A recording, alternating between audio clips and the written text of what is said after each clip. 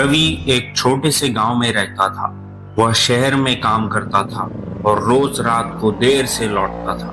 गांव के लोग कहते थे कि उनके इलाके में रात के 3 बजे अजीब आवाजें आती हैं, लेकिन रवि को इन बातों पर जरा सा भी विश्वास नहीं था। एक रात जब रवि काम से लौट रहा था, उसकी बाइक पंक्चर हो गई। वह गांव के पुराने रास्ते से पैदल चलने लगा।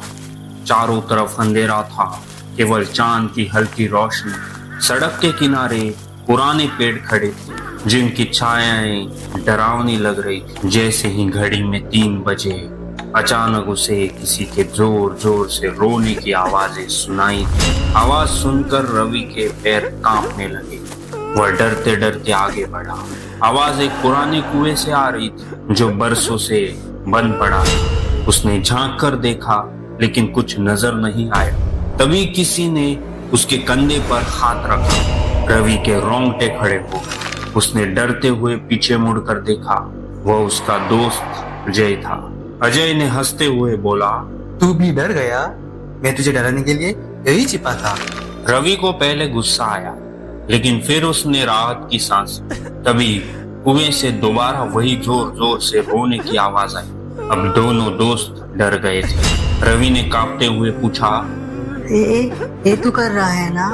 नहीं, मैं तो यहाँ आया ही अभी। अजय की आवाज लड़खड़ा रही थी। अब दोनों की हिम्मत जवाब दे रही थी। वो लोग वहां से भागे और बिना रुके गांव के मंदिर तक पहुंचे। गांव के बुजुर्गों ने कहा कि कई साल पहले एक आदमी उसी कुएं में गिरकर मर गया था, और तभी से वहां रात 3 बजे अजीब आवाजें आती। रवि और अजय उस रात मंदिर में ही बैठे रहे। उनके चेहरे पर डर साफ दिख रहा था। गांव के बुजुर्गों ने उन्हें समझाया कि उस कुएं में कई साल पहले एक आदमी गिरकर मर गया था, और तभी से वहां अजीब घटनाएं होती। रवि ने धीरे से पूछा, लेकिन वो कौन था और उसकी आत्मा अब भी वहाँ क्यों भटक रही है? उस आदमी का नाम रघु था। वो एक मजदूर था, जिसने इस गांव में ही अपना घर बनाया था। एक दिन आधी रात को गांव के कुछ लोगों ने उसके चीखें सुनी, लेकिन जब तक लोग वहां पहुंचे तब तक वो कुएं में गिर चुका था। किसी को नहीं पता कि वो अपने आप गिरा था या उसे किसी ने धक्का दे दिया था। तब से हर रात 3 बजे उस कुएं से अजीब आवाजें आती हैं। क्या उसकी आत्मा अब भी सब चाहती है? शायद, लेकिन कोई उस कुएं के पास जाने की हिम्मत नहीं करता। जो भी वहां गया या तो बीमार पड़ा या फिर वो पागल हो गया। रवि को इन बातों पर विश्वास नहीं था।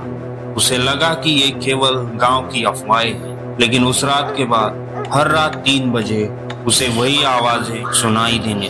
पहले तो उसने ध्यान नहीं दिया, लेकिन धीरे धीरे आवाजें तेज होने लगी। कभी कोई जोर जोर से रोता, कभी कोई उसका नाम पुकारता। रवि की नींद उड़ गई। अब वह तय कर चुका था कि इस रहस्य को सुलझा कर रहेगा। अजय ने उसे रोकते हुए कहा, पागल मत बन, ये सब छोड़ दे, नहीं तो तुझे भी कुछ हो जाएगा। लेकिन रवि नहीं माना। एक रात वह अपनी हाथ में टॉर्च और एक मोटा डंडा लेकर कुएं की ओर निकल पड़ा। रास्ते में हवा तेज हो गई। पेड़ जोर जोर से हिल रहे थे। दूर कहीं उल्लू बोल रहा था। जैसे ही रवि कुएं के पास पहुंचा, घड़ी में ठीक 3 बजे अचानक फिर से वही कराहने की आवाज आई। रवि ने डर को काबू में रखकर कुएं में झांका। पानी सूखा हुआ था, लेकिन कुएं के अंदर एक हल्की रोशनी चमक रही थी। अचानक उसे किसी के चलने की आवाज सुनाई। रवि ने हिम्मत करके कुएं के अंदर रस्सी डालकर नीचे उतरने का फैसला किया। जैसे ही वह नीचे पहुंचा, उसने देखा कि वहां जमीन पर एक पुराना थैला पड़ा हुआ था। उसने थैले को खोला और उसकी आंखें फटी की फटी रह गई। उसमें सोने चांदी के पुराने सिक्के थे। तभी उसके पीछे से किसी ने धीरे से कहा, वो सिक्के मेरे हैं। रवि का दिल जोर से धड़कने लगा। उसने टॉर्च घुमाई और देखा एक कंकाल जैसा सूखा हुआ आदमी उसकी ओर देख रहा था। उसकी आंखों में अजीब चमक थी। रवि का गला सूख गया, लेकिन उसने हिम्मत करके पूछा, तो तुम कौन हो? मैं रघु। मेरी मौत एक हादसा नहीं था, मुझे मारा गया था। ये आवाज सुनकर रवि के हाथ से टॉर्च गिर गई। उसने कांपते हुए पूछा, किसने मारा था? गांव के ही कुछ लोगों ने। उन्होंने मेरा धन लूटने के लिए मुझे कुएं में धक्का दिया, लेकिन मैं मरा नहीं। मैं कई दिनों तक जिंदा रहा, पर कोई मुझे बचाने नहीं आया। रघु की ये कहानी सुनकर रवि की रूह कांप गई। उसने डरते डरते पूछा, अब तुम क्या चाहते हो? इंसाफ। जब तक मेरा सच सबको पता नहीं चलेगा, मैं चैन से नहीं रह पाऊंगा। रवि किसी तरह डरते डरते कुएं से बाहर निकला और सीधा गांव पहुंचा। वहां जाकर उसने सबको पूरी बात बताई। कुछ बुजुर्गों के चेहरे पर डर के भाव आ गए, जबकि कुछ लोग चौंक गए। तभी गांव के एक बूढ़े आदमी ने आकर कहा, रवि सच कह रहा है। रघु को गांव के ही 4 लोगों ने मारा था। मैं जानता था, लेकिन डर के मारे कभी कुछ कह नहीं पाया। अब गांव में हड़कंप मच गया। लोगों ने तय किया कि रघु की आत्मा को मुक्ति दिलाने के लिए उसका अंतिम संस्कार ठीक से किया जाएगा।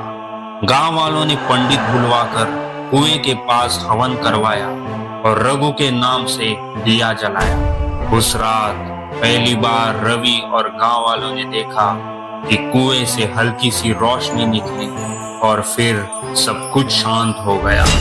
रवि ने कान लगाकर सुना, आज कोई रोने की आवाज नहीं आई। अब रात के 3 बजे भी कुएं से कोई डरावनी आवाज नहीं आती थी। गांव वाले राहत की सांस ले चुके, लेकिन रवि को आज भी कभी कभी लगता है कि कोई उसे देख रहा है। शायद रघु अब भी उसके लिए धन्यवाद कहना चाहता था।